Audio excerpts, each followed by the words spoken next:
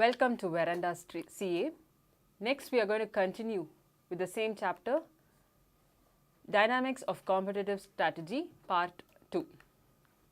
So few other strategies to be seen, the next being competitive advantage. So having seen competitive core competencies or competitive strategy, the competitive advantage that your firm has been taken, what is that reason why you are excelling when compared to others? This competitive advantage allows your firm to gain an edge over the rivals competing in the same market. It has been well said by Jack Welch, if you don't have a competitive advantage, don't compete. Sounds like a threatening call, but that's the ultimate reason why every company needs a competitive advantage. You will not be successful, you will not be able to survive in a long run if you don't have that extra feature why your firm is outperforming others in the same industry. So competitive advantage is that position of a firm to maintain and sustain a favorable market position when compared to the competitors. It is an achieved advantage over the rivals when a company's profitability is greater than average profitability of the firms in its industry. So I am able to perform more, my profitability is more than the average profit that the overall industry as such is been earning. So when my individual profit is more than the average profit in the industry, definitely I have a competitive advantage, and that has been the reason for the success.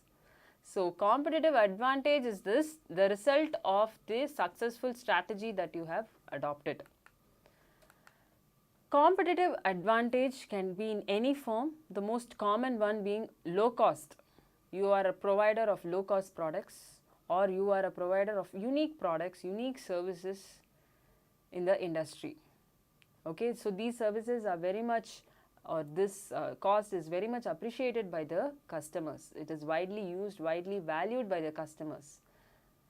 And once you have adopted, you need to ensure you are sustaining this competitive advantage in a long run. Yes, so competitive advantage I have gained over and need to take all the steps to sustain it in the long run. What do I do in order to sustain? Sustainability of competitive advantage. It can be done, or it is dependent upon 4 major characteristics. Durability. So how long my product will last, the brand name that I get for the product, the location, maybe the location favoring, it is in a place, the location is much favoring for its production, for its sales.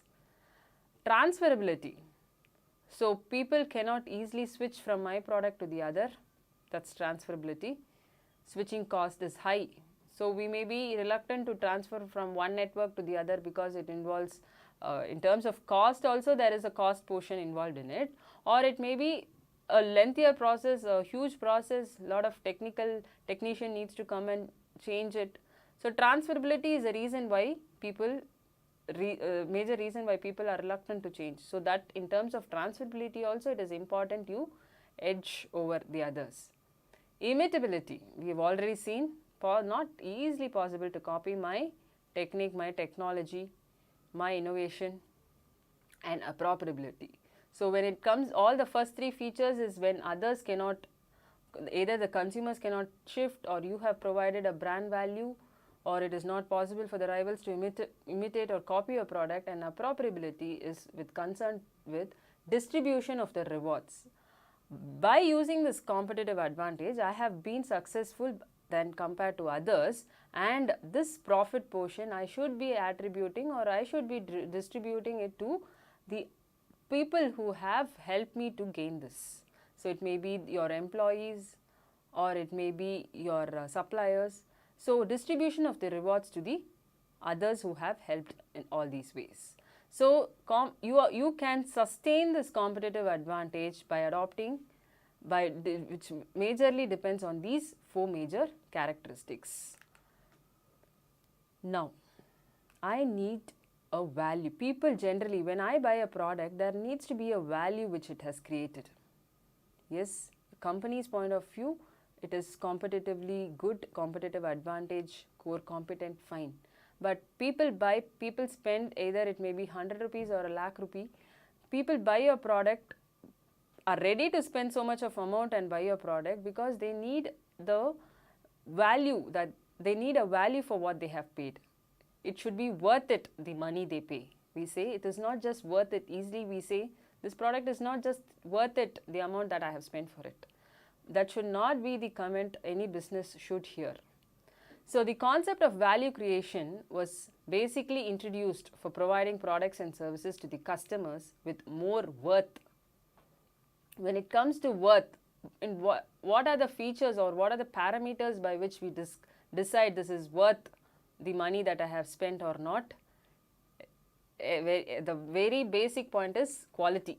The features, it has so many features, and the next is quality, availability, long lasting, durability, other services, performance, and so on. So there are various parameters by which worth is known or established. Major of it is even the people, consumers may be ready to spend lakh and so to get a particular product, but if it doesn't have the required features, other products seem to be having more features than yours, quality easily spoiled, easily repaired, then there is no point for them having spent so much of money on your product. So it should last for long, and the business should be ready to provide any after sales services or any other services which the customer requires. So there is a requirement from the customer that the money they pay, it should have a value, and the business should understand this point and create product adhering to this requirement. So the value customers place on your product, the mere happiness, the mere satisfaction gained from using this, from consuming this, from owning this, is what the business needs to really value and create products, develop strategies for it. These days, as we had seen, traditional business and modern business, when we drew the comparison line, value creation was not a point at all in the traditional concept. Whatever I buy, people are ready to buy. Whatever I produce, people are ready to buy. And that has been the objective, and that has been the sole process, that has been the only process which business were following.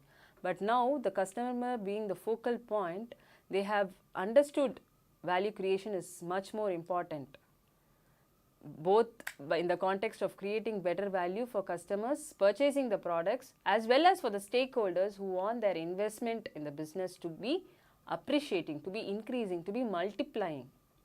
So value creation is that important aspect that has gained a lot of importance in today's business. So having seen all this, now a business is prone to various organization is into various businesses, right? So if you take HUL, it is not just into personal care, it is also into toiletries, it is also into food sector.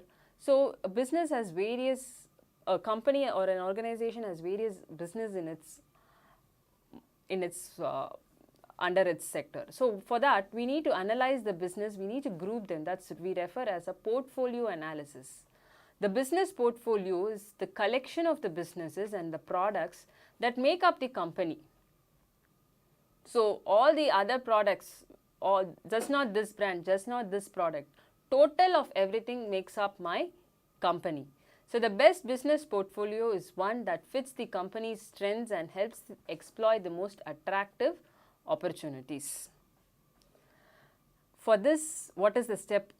In order to take this portfolio analysis, or in order to undergo this step, what the company has to do? First, it needs to analyze what are the important business, or what is my current business portfolio. Portfolio we generally refer as collection of something. So I am into so many things. So what are they?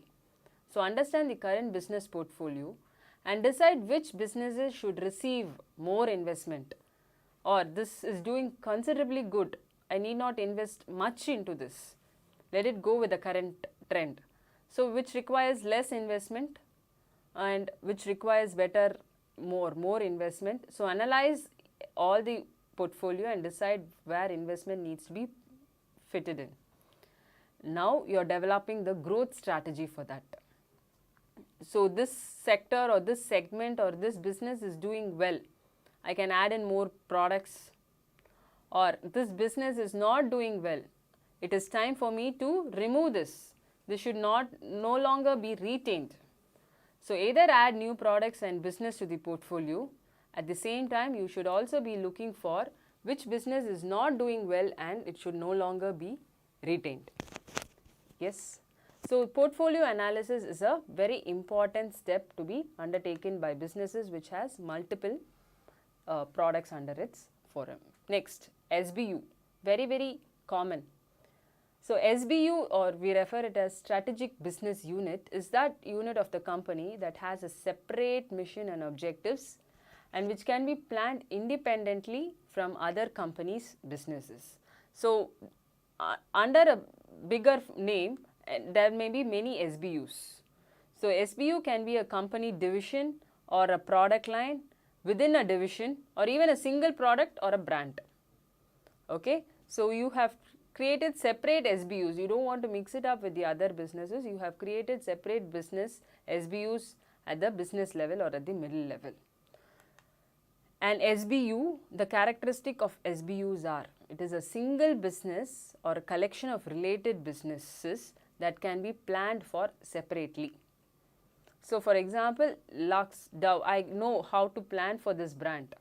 It may be under HUL, but Lux is a separate SBU, Dove is a separate SBU, though under the same umbrella. So single business or a collection of related businesses that can be planned effectively. I know who my competitors are there for Lux. I know who my competitors are there for Dove brand. So every business planned separately, that's an SBU. For an SBU, it has its own set of competitors and it has its own manager. This Lux brand will have a manager. Similar product, similarly, Dove will have its own manager. They are responsible for the strategic planning and profit that they undergo for this particular line or SBU. Okay, so when you have a separate SBU, it facilitates better comparison, evaluating its performance, improving the allocation of resources. So how much needs to be deployed here, how much can be taken away. So when you have separate SBUs, all these functions are easy to be carried out. Next, we move on to a term called experience curve, a very easy concept to understand. The more experience, we say in terms of human too, the more we are experienced, the more knowledge or the more expertise we are with. Similarly, business, this experience curve is an important concept even in a portfolio approach. So under this portfolio analysis, we can group it as SBU, that's one way, and then the experience curve. The experience curve will tell you the more efficiency the workers have gained by repetitively performing the work for many years for a longer period, then there is a possibility that the cost per unit will decline. Yes, so there is efficiency which is brought about, and experience curve is based on that commonly absorbed phenomenon that unit cost will decline as a firm accumulates experience. So more experience, I am into greater volume of production. This brand is known for many years. There is a set of defined customers for me. I know I can reduce my fixed cost to a major extent due to my experience curve. Yes, so more experience, lesser unit cost. And when I am doing this experience curve, the implication is that larger firm in the industry will tend to have lower unit cost. So bigger firms, lower unit cost, and when there is a fresher, when there is a startup company or a smaller company, there it is very difficult to keep the fixed cost or the per unit cost at a very low level. So their fixed cost or per unit cost is definitely high. So experience curve results from a variety of factors such as learning effects, the economies of scale, product redesign, technological improvements in production, and so on. PLC cycle, the product life cycle. So it is like almost like a human life cycle we have already referred. So every product will go through this product life cycle stage, or we refer it as a PLC stage. It is similar to an S shape. So we also term this as an S-shaped curve.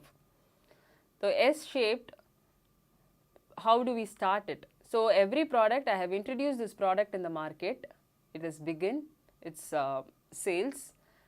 Initially, I will not find much customers. I'll have to spend a lot of amount in marketing, knowing my brand, ensuring my brand is known to the consumers, to the public. So initially, lot of amount needs to be spent on advertising and marketing. And now it has reached higher stage. It is now my product is much aware to the public. So it is growing. It is from the introduction stage, it is moved to the growth stage. Many of the consumers know it. It is offering very good features. So there is huge demand for my product. It is reaching higher sales. And finally, it will reach a stage called the maturity, where after that you cannot foresee any growth. So that's the maturity or the topmost stage. So many people enter into the market and there's definitely a decline to your stage of life cycle. So the different stages in a product life cycle is what PLC, the product life cycle, is with concern with the life of a product. And when you see the introduction stage is slow sales growth, then there is rapid market acceptance. So people have accepted your product, market is very good for your product. After that, there is a complete slowdown. There is a halt, there is a pause. That's at the maturity stage, peak stage. And finally, it will stop declining. Many firms have also entered your market. You have many competitions. So you are not much demand, your products are not much in demand. So then you find a sharp downward trend. That's the decline stage. So the PLC stage is also a very good analysis for portfolio. And now next we see what we refer as the BCG matrix, Boston Consulting Group. Boston Consulting Group have come about with this portfolio analysis model, where when you are using, this is also referred as the cow and dog metaphors. Okay, so when you are into many businesses, so when your business is having many portfolios, so I'm into this business, I'm into that business, now I am analyzing that business in terms of two factors. So in a graph, if I put those two factors, what are the two factors as per BCG matrix? One is market growth rate. Okay, so how is my product attractive? How is my product attractive in the market? So many buyers are there for my product. So that is represented in the vertical axis, or we refer as the y-axis, market growth rate. Okay, for the market attractiveness that your product is having in the market. Yeah, and the other side, the x-axis, is the horizontal axis. Here it is the share in the market, the relative market share, and serves as a measure of company's strength in the market. Okay, so now I have various businesses. So some of my products will have better share, some of my products will have lower growth, better growth. So it depends. So the two important factors that is relevant in a BCG matrix are market growth rate and market share. Yes. Now when we plot this in a graph, okay, when we plot this in a graph, on the y-axis we have taken the attractiveness, and the x-axis we have taken the share. So some products may have higher growth, lower share, or it may have higher growth, higher share, and the other way, lower growth, lower share, higher growth and lower share, vice versa. So accordingly, this is a picture to show the growth rate. So here the market attractiveness or the market share, the growth and the share are put on the relevant y and x axis. So high, that's we refer as the star stage. Okay, and a low growth and a high share we refer as the question mark. And then we have the cow, that's a low share and low growth, and so on, dog. So we can take certain strategic decision based on this graph. So when it is a question mark stage, as we saw in the graph, that is a bill share. So here the company can invest to increase the market share. You need to take out steps to turn your question mark the products that lie under the question mark, try and move it to the star stage. Okay, so here you have to, the strategy that you adopt is build.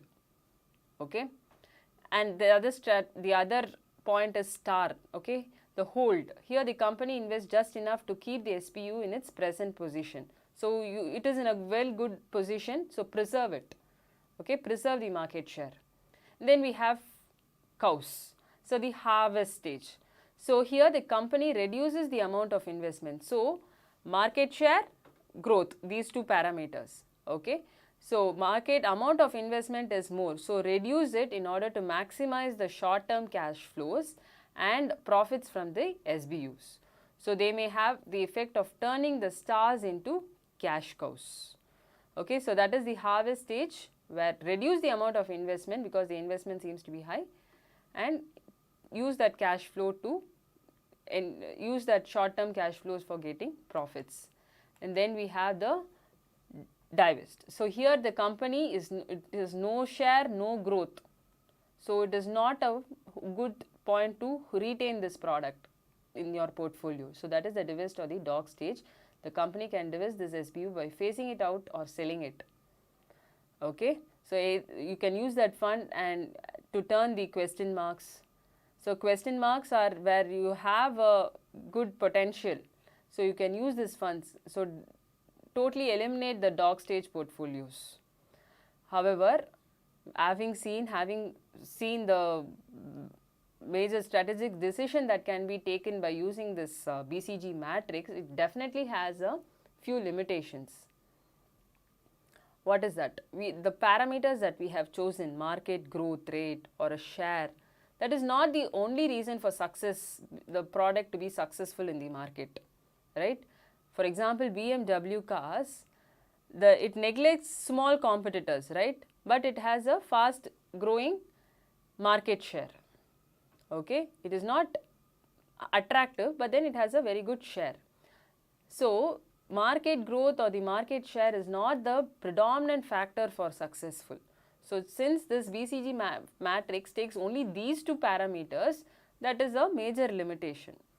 Yeah, other parameters are not concerned, are not taken care under the BCG matrix. So this is one of the portfolio analysis model by way of which we can take strategic decision as to hold the investment there or move the investment from here to here, what steps are to be taken, sell it off, and accordingly.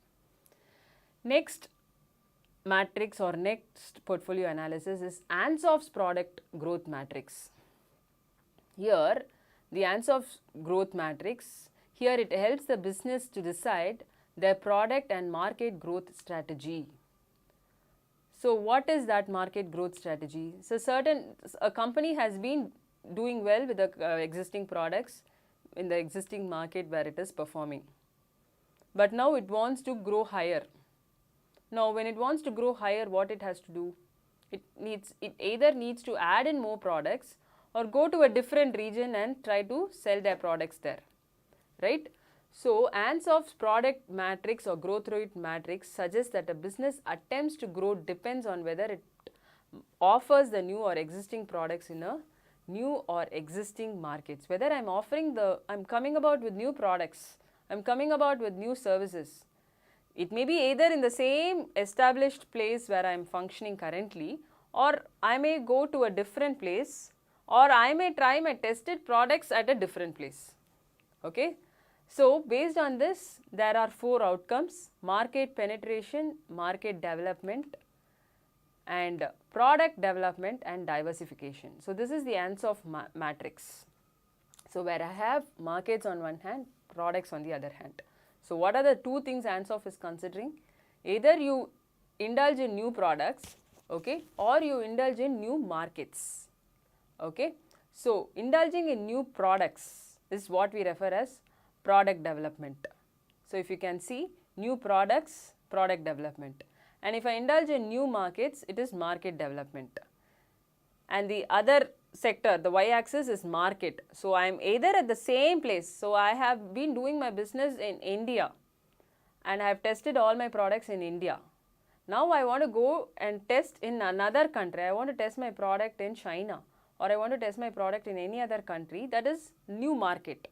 So, existing market, new products, or new market, existing products, or it can be a totally in opposite condition, that is called as diversification, where totally new product, totally new markets. Yes. So, the first stage is the market penetration stage. So, refers to a growth strategy where the business just focuses on whatever its current existing products are in the existing markets. Okay. I am just doing, this is proved to be successful, I will continue to do the same in the same place, same products, offering the same products. The next is development. I have tried it has been successful in Tamil Nadu. So, let me test in Maharashtra whether my products are doing well in another state or in another country or in another region. So, that is the growth strategy where the business attempts to sell its existing products. The same product are sold also in Maharashtra. So, sell its existing products into new markets. The other being product development. Maharashtra, I have been doing well with the current products. Let me sell another different product in the same state. Let me, in India, I have been successful. Let me come about with another product in India itself. So, it is a growth strategy where business aims to introduce new products into existing markets. Now, the last stage is a completely risky stage that we refer as diversification. The place is also new to me, the market is also new to me, and also I am introducing a completely new product there. I have been into leather garments in India, okay. I am planning to move to another country with a totally another, maybe into food or maybe into automobiles. So, that is diversification, where new market and new products. So, this is all about ANSOF matrix portfolio analysis. Now, we come to Mr. Arthur D. Little, that is ADL matrix. He suggested it is a portfolio management method that is based on the product life cycle thinking. Again, we have two axes on the Y and X.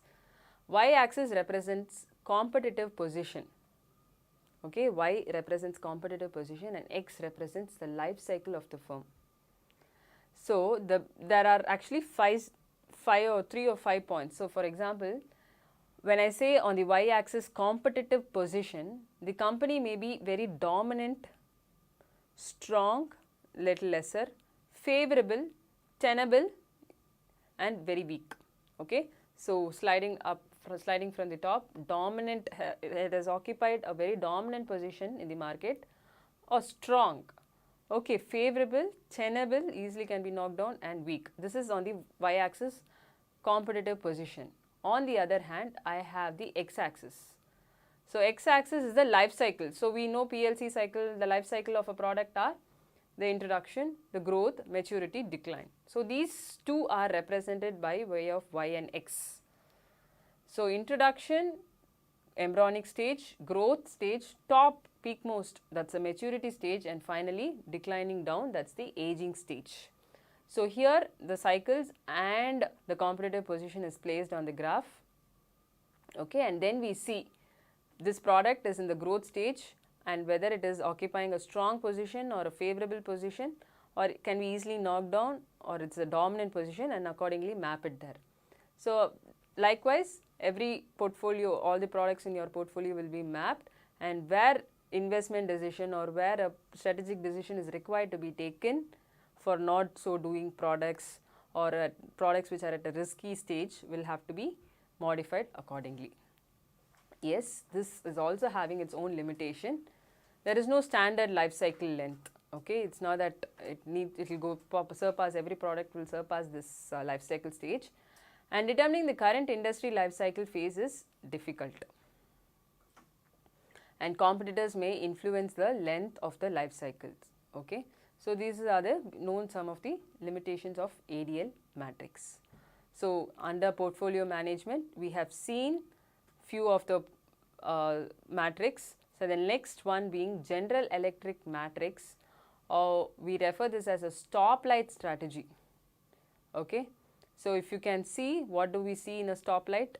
In a traffic signal, we generally see green, yellow and red, right. So, green, orange and red. So that is what has been framed by GE, the General Electric matrix, or otherwise known as the stoplight strategy.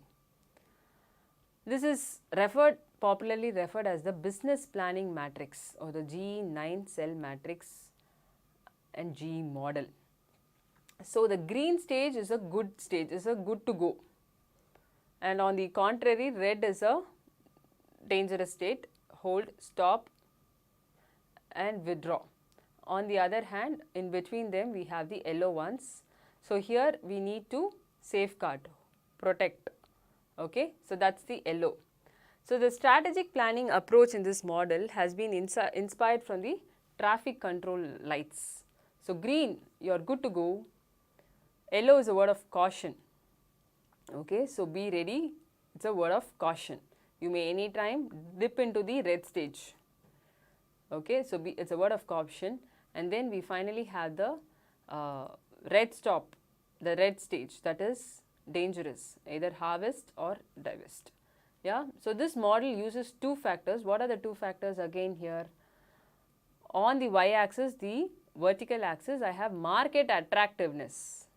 My product is well recognized and well accepted by the consumers in the market. And on the other hand, x-axis, I have the strength, my business strength. Okay, horizontal axis represents business strength. So accordingly, you are going to plot the portfolios in your the businesses in your portfolio and see which position it takes. Okay, so strategic decisions are taken. So as we said, green is a good to go stage. So you take the decision as to invest there. Investment is preferred in a green stage.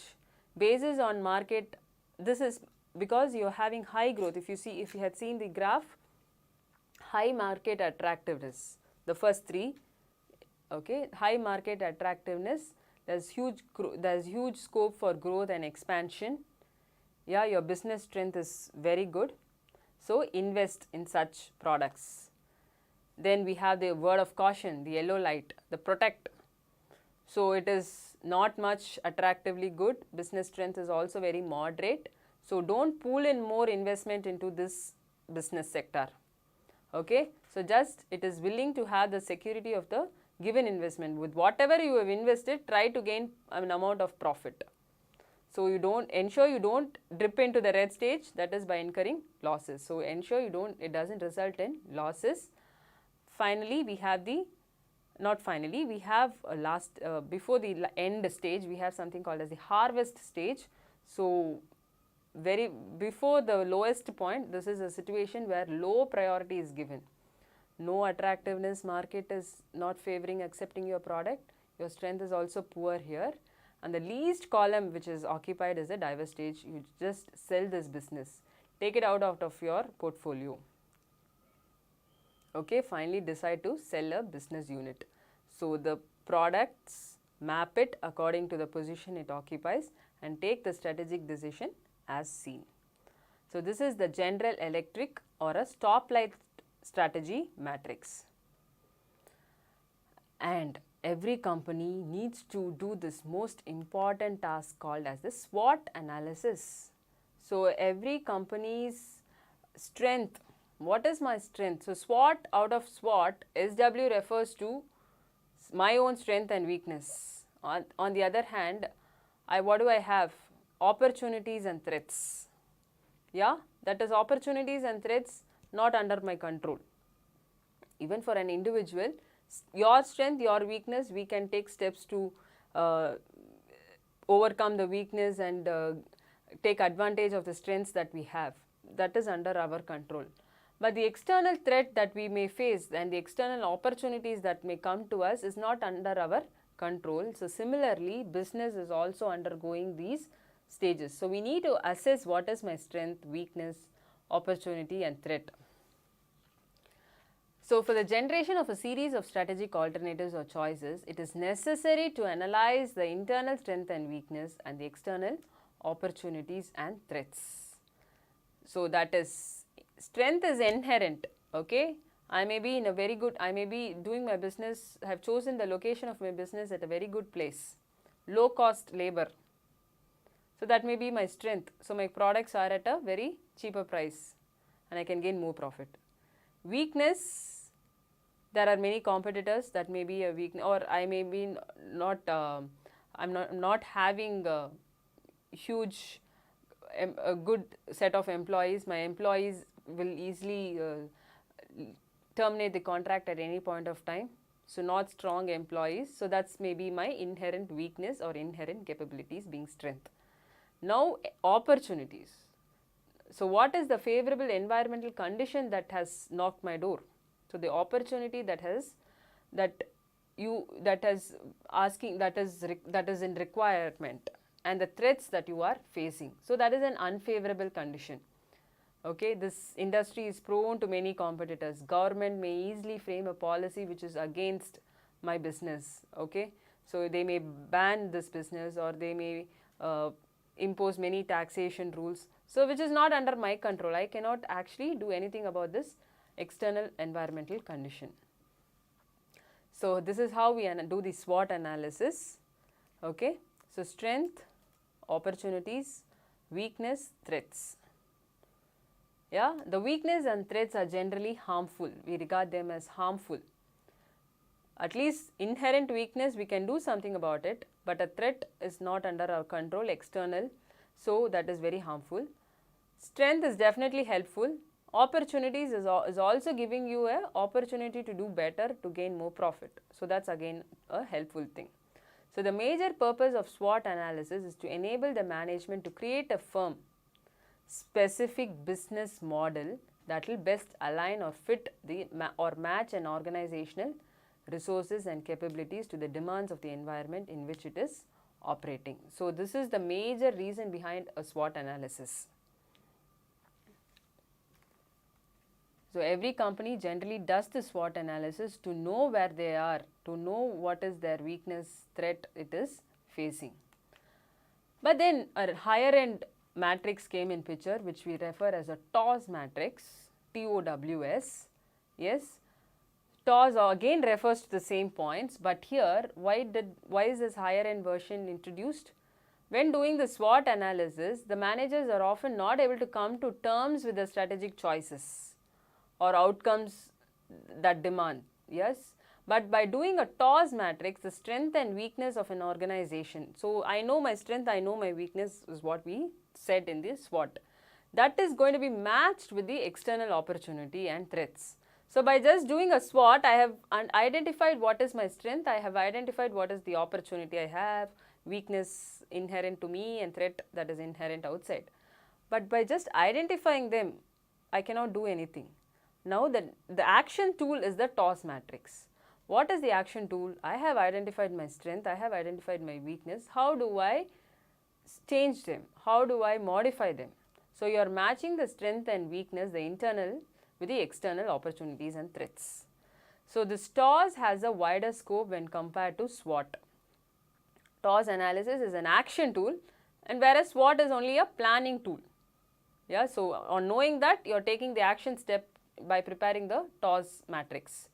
So through TOWS matrix, 4 distinct alternative kind of strategies, choices can be identified.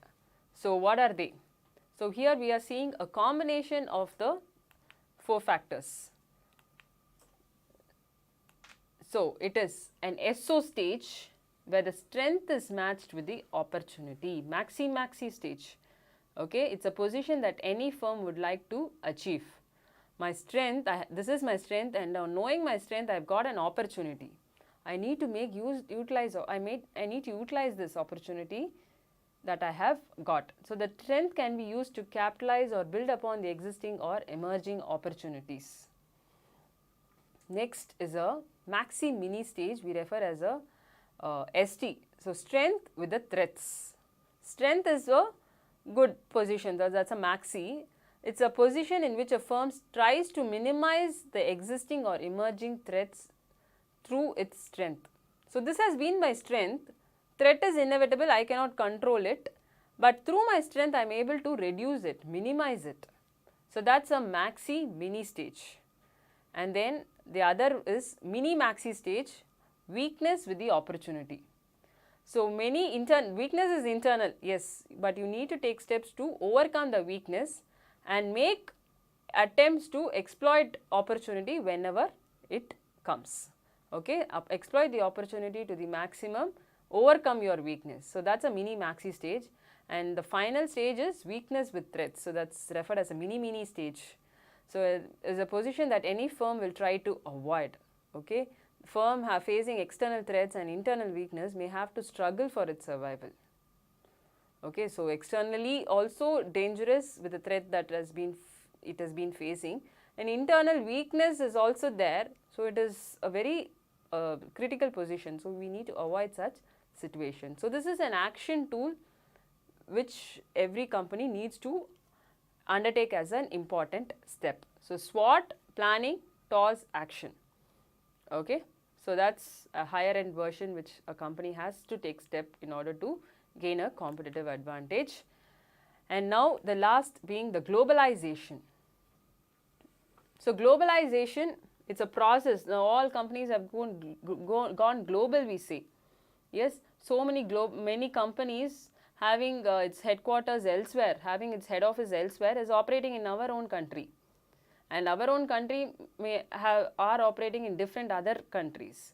So a company which has gone global is called as a multinational, or it can be also as a transnational company. So MNC, TNC.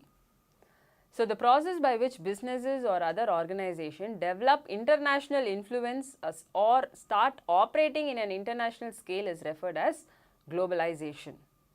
The global company views the world as one market. So for him, the entire world is his market. Okay, not just Indian customers are his customers. The entire world are his customers, and it minimizes the importance of national boundaries. It goes global. It is easy for him to go global. To be specific, a global company has 3 characteristics. Yeah, it's a conglomerate of multiple units but linked by a common ownership. So it is having its head office, headquarters at one place. There's common ownership, but just that it is having its branches, its subsidiaries, its other operating units in other countries.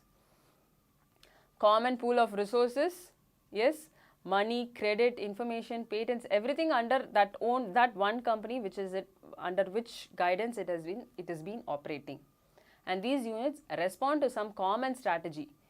Besides, its managers and shareholders are also based in different nations. So a company operating in US will have a manager in India for its Indian company here. Will have another manager for the company in which it operates in a different region. So these are the major 3 characteristics of a global company or a globalization. And why do we go global? Why is it required? It looks like a hectic task, but every business loves to go global because it is a growth. There is a enormous growth is seen. Enormous growth is seen when we go global. It is being realized that the domestic markets are no longer adequate and rich. My products are much appreciated and much accepted elsewhere in another country. Okay, and I cannot restrict myself to only this country. That is always prone to risk. Many other competitors would pitch in. Yes. So companies often set up overseas plants to reduce the high transportation cost. So where they set up their factory and places where they can easily get the raw materials. So there is a branch evolved in another country. Yes. So raw material is available in this country, in this place. So I set up a factory here. So that's how they have gone global. That's one of the other reason. Need for reliable or cheaper source of raw materials. Also, apart from raw materials, cheap labor I am able to get. Here, if I set up a plant in a factory in India, many laborers will come in. So most of the eastern states we have many factories because labor is cheap over there. So the rise of services to constitute the largest single sector in the world economy. Globalization has made companies in different countries to form strategic alliances. So many alliances are being formed and leverage their respective comparative and competitive advantages. So we also referred a word called TNC. So just drawing a comparison between MNC and TNC, the full form being multinational and transnational. Okay, so it is defined by International Labour Organization, ILO for MNC, and this is defined by European Union. Structure is multinational companies own a home company and have its subsidiaries. So somewhere it is located in one part of in one country and it is having various subsidiaries in other countries. Whereas the transnational companies do not have subsidiaries but just many companies and many places. Okay. Management, it is centralized and this is decentralized. So they have different, there's only one headquarters. The main head office is at one place. It may be in US, it may be in London, and many subsidiaries in India, Australia and so on. But that is centralized, headquarters in one place. But here it is decentralized. Different headquarters are set at different countries. Okay, it is majorly operating from their host country, that is the home country. Here it is operating from where they have set the head office, it is operating from there.